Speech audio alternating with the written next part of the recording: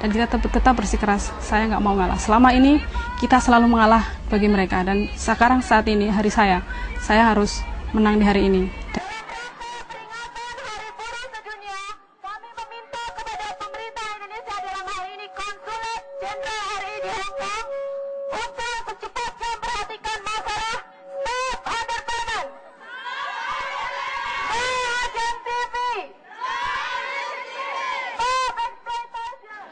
Affected twice in a period of 4 years. In 1998, the government also tried to strip foreign domestic harbors of their maternity protection. Apa yang dimunculkan mereka atau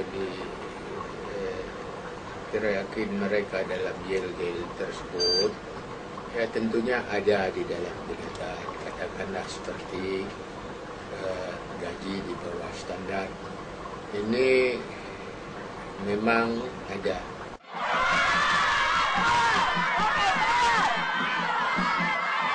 Seperti keputusan bersama, semua orang ingin melihat wajah officer konsulat. Terus ya kami tetap nggak mau masuk ke konsulat. Terus ya kita para petugas negosiasi lagi, dan akhirnya mereka keluar, dan itu saat mungkin itu pikir kita termasuk menang.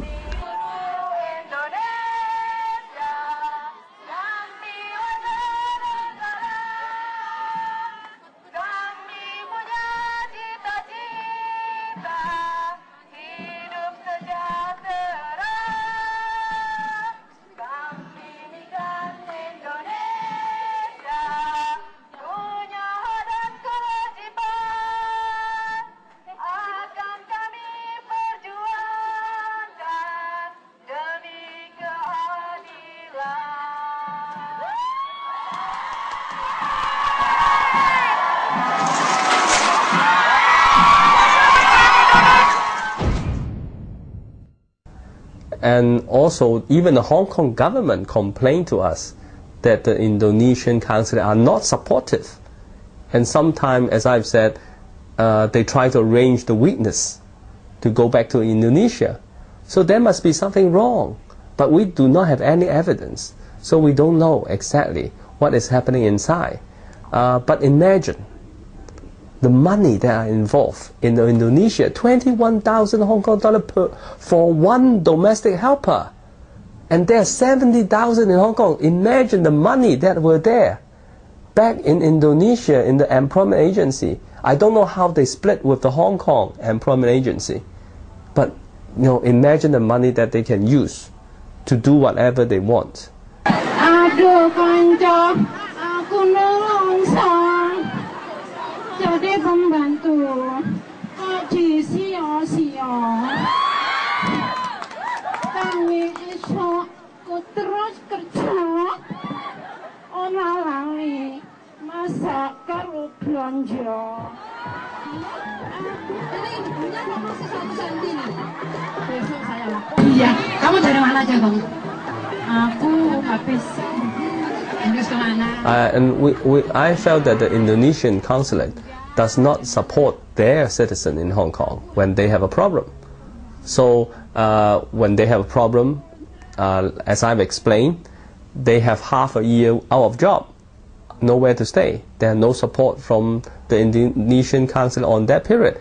And further, I think we are worried that when they try to come out as witness against some employment agency or some employer, because very often their passport are being withheld by the employment agency.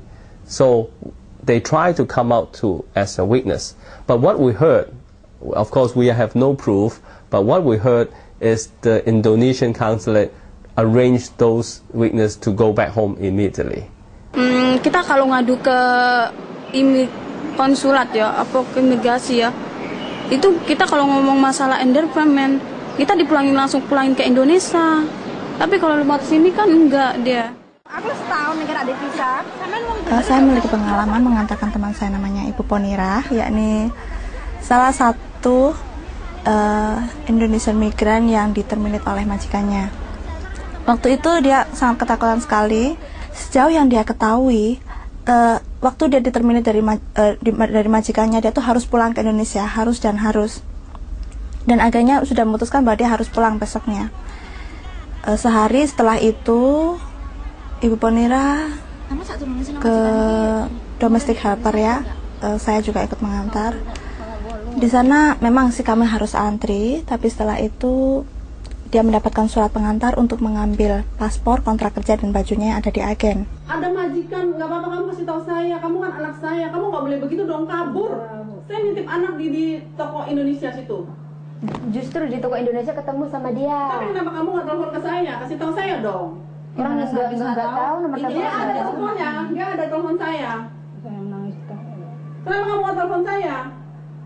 Yang keras suaranya. Hampir lagi saya lapor polisi, kamu hilang. Saya takut kalau kamu dipotong orang, dia perkosa orang, saya mana tahu. Saya kan harus bertanggung jawab. Dari majikan saya bawa pulang ke sini, tapi kok kabur begitu aja sih? Kamu punya otak apa enggak sih? Dia cuma ambil paspor dan nanti kalau Ya, tapi kan dia berarti keluar dari tempat saya, tapi dia harus bikin surat pernyataan kalau dia ini mau keluar dari sini. Karena apa? Masalahnya sama majikan. Ya sekarang saya kasih tahu loh, dia kan bilang ke saya majikan, karena dia mencuri kan kamu juga ngaku kalau iya emang saya ambil Bu, emang itu namanya karena dia sakit Bu, karena majikan nggak ngasih jadi dia berhak ambil. Kamu tahu apa?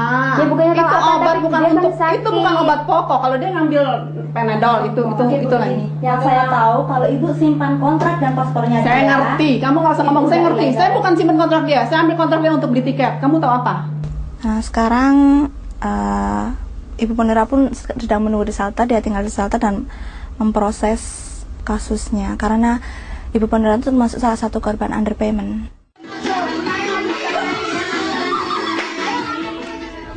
Shelter Court Kio adalah sebuah tempat dan dihuni oleh anak-anak Indonesia yang sedang dalam proses penyelesaian kasus mereka. Majikan ataupun kita akan mengakhiri kontrak, kita harus bayar 1 bulan gaji. Dan biasanya anak-anak teman-teman kita yang tinggal di shelter, mereka tuh nggak dikasih 1 month notice atau 1 bulan gaji.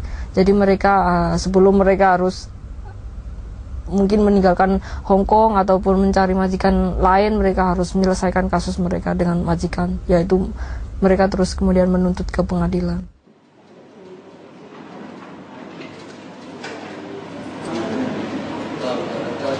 I think one of the aspect we have to look at the migrants is, I think more than 95 or 99% of the migrants are women, and this is related closely to the gender equity and gender issues, and they suffer a lot. Many migrants women are suffering from the physical and sexual abuse. Saya mau noleh, saya nggak bisa. Dia dekap saya dari belakang, terus dia megang tangan saya. Tangan saya pertama tangan saya pertama dia taruh di belakang. Badan saya diginikan. Terus saya takut. Langsung aja dia nampar muka saya gini. Saya bilang, kenapa kamu? Dia nampar muka saya 2 kali. Udah, saya nangis, cuma nangis aja.